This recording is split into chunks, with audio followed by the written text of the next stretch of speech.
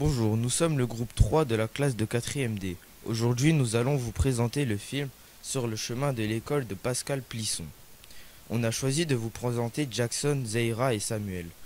Jackson est un jeune garçon de 11 ans qui vit au Kenya dans une région pauvre et très isolée. Pour étudier, Jackson doit faire 15 km à pied tous les matins en 2 heures, avec sa petite sœur Salomé.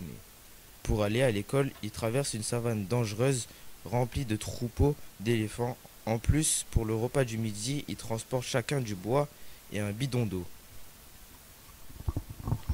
Zaira, une jeune fille de 12 ans, elle vit au Haut-Atlas, au Maroc, dans une région assez pauvre. Elle doit faire 22 km en 4 heures tous les matins pour aller au collège avec ses amis. Ses amis et elle passent la semaine dans un internat et elle aide ses parents à faire les tâches ménagères. Samuel est âgé seulement de 13 ans. Il est handicapé et il vit en Inde dans une famille pauvre du golfe du Bengale. Avec ses deux frères, il parcourt 4 km pendant plus d'une heure pour aller à l'école. Ses petits frères doivent pousser Samuel dans son vieux fauteuil roulant et qui est en mauvais état. Comme ils ont peu d'argent, ils ne peuvent pas prendre les transports scolaires. Les inégalités sont présentes dans plusieurs pays, comme au Maroc, Kenya et en Inde. Les taux de scolarisation sont compris entre 57 et 72%, comparé aux jeunes scolarisés en France et en Argentine, où le taux de scolarisation est proche de 100%. Les enfants de familles pauvres ou handicapés sont en effet moins axés à l'éducation que ceux de familles riches. Puis, il y a aussi les discriminations. Samuel est aussi victime de discrimination. Il explique que les enfants handicapés comme lui ne vont pas à l'école, surtout dans des familles pauvres. Il raconte aussi qu'une fille de sa classe a dû arrêter ses études alors que sa famille est riche, mais les raisons sont culturelles. Les traditions en Inde disent que les femmes ne travaillent pas et restent au foyer.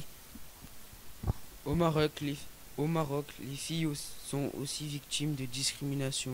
Dans le film, Zaira raconte avoir demandé de l'aide à un homme en voiture pour aller à l'école et l'homme répondit qu'il n'a pas que ça à faire car les familles ne voyaient pas l'intérêt de scolariser les filles. Une de ses amies ne va pas à l'école car ses parents ne veulent pas. Dans le monde, plus de 132 millions de filles ne sont pas scolarisées.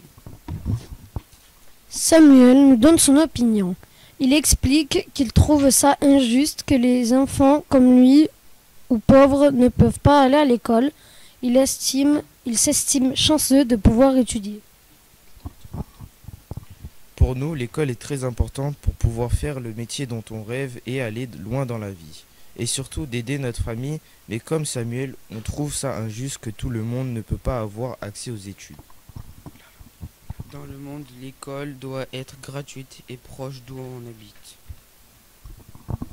Le premier point à résoudre est la pauvreté. Pour y remédier, on peut créer des bourses, offrir des emplois aux parents pour pouvoir payer la nourriture, les études de leurs enfants. Et pour pouvoir payer un endroit où vivre et qu'ils puissent être non discriminés à l'école. Deuxième point à résoudre est la scolarisation chez les femmes. Pour y remédier, on peut changer les traditions, changer la vie des gens et instaurer une loi. Troisième point à résoudre est la scolarisation chez les enfants en situation de handicap. Pour y remédier, on peut créer des transports et des écoles adaptées, rampes, ascenseurs et plateformes. Et aussi du matériel adapté, fauteuil roulant électrique.